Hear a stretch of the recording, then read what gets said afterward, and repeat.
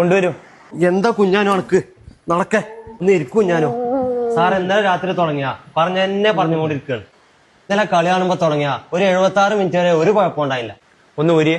FIFA boy committee കളി. മനസ്സിലായി.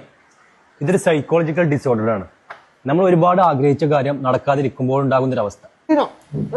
പിന്നീട് അവരിതിനെ നെഗറ്റീവായി ചിത്രീകരിച്ച് സ്വയം മനസ്സിന് ആശ്വാസം കണ്ടെത്തുന്നു. ഈ ഒരു അവസ്ഥയിൽ ചില ക്ലോത്തുകൾ അവരെ രോഗത്തെ പ്രതികൂലമായി ബാധിക്കും. For example,